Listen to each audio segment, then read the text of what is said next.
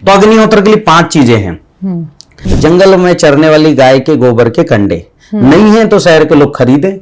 जब इतनी ऊर्जा उत्पन्न होना, कई लोग आजकल गौ पालन कर रहे हैं, देसी गाय को मतलब पाल तो मैं आपको सैकड़ों लाभ बता दूंगा, तो कर ले। इतने खर्च करते हैं सब में, विलासिता में, तो ये भी करें, कंडे ले। तो आकार परफेक्ट होगा ना, तो इससे निकली जो किरणें आपस में टकराए, क्रॉस नहीं करेंगी। अगर क्रॉस हो गई तो वो फिर जो है वो ऊर्जा जो है निगेटिव हो जाती है।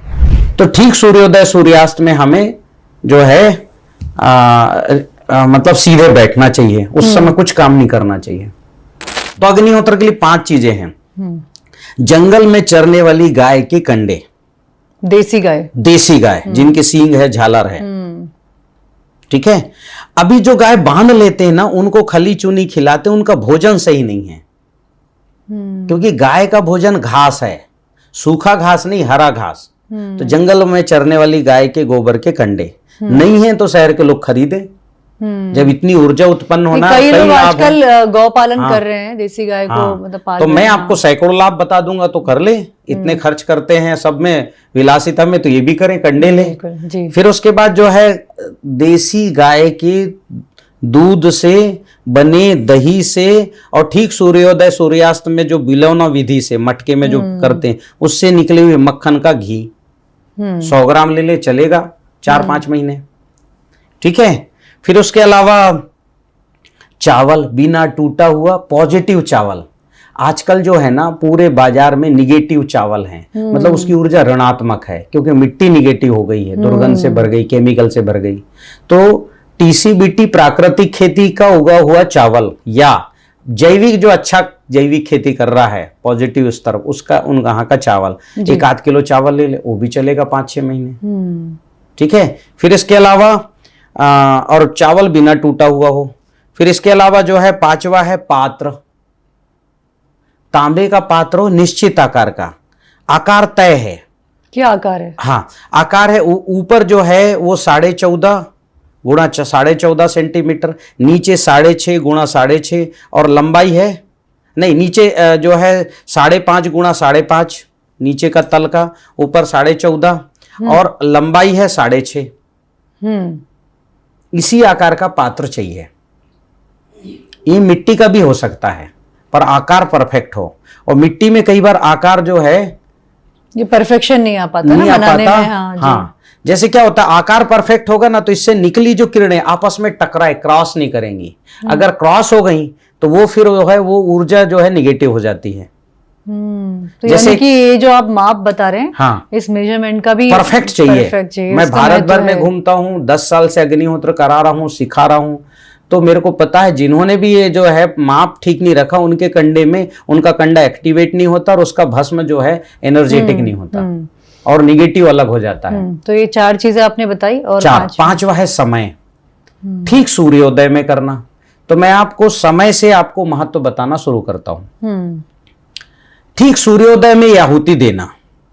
सूर्योदय में क्या होता है, जब सूर्य की किरणें 3 लाख किलोमीटर पर सेकंड की गति से धरती से टकराती हैं, तो धरती में कंपन होता है। पंच महाभूतों में जमीन में भी कंपन होगा, वायु में भी कंपन होगा, आकाश में भी कंपन होगा, ठीक है, और जल में भी कंपन होगा।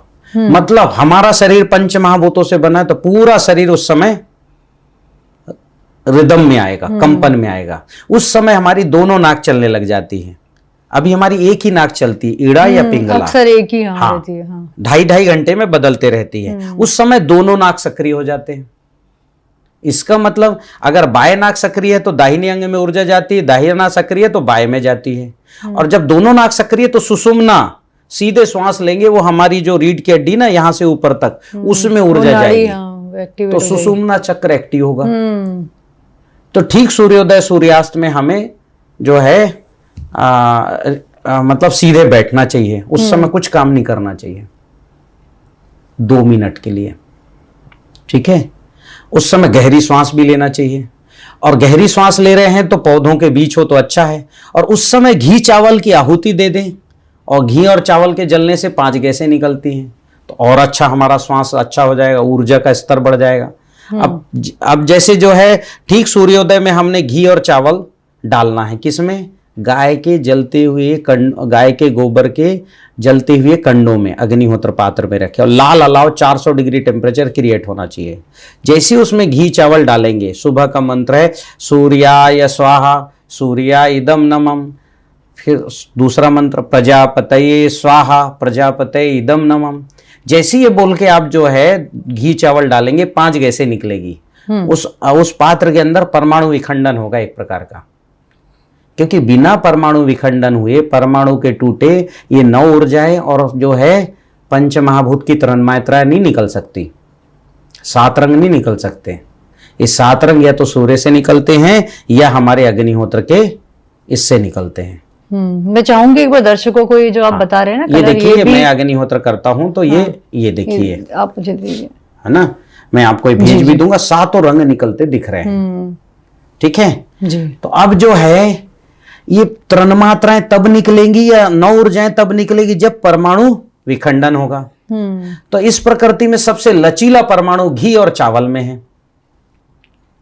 चावल से जीवन की उत्पत्ति होती है, अन्नम वै ब्रह्मम, अन्न से इलेक्ट्रॉन भी निकलता है, और अन्नात भवति भूतानि, अन्न से जीवन उत्पन्न करने वाले भी जीवाणु उत्पन्न होते हैं, और अन्न से ब्रह्म इलेक्ट्रॉन भी निकलता है। और घी जो है गाओ विश्व से मात्रा, गाय विश्व की माता है, और विश्व की माता ने जो दूध दी उसकी घी सभी तरह की ऊर्जाएं हैं। दोनों को हमने जैसी डाला तो सप्त जो है 9 ऊर्जाएं और पंच महाभूत की तन्मात्राएं निकलेगी।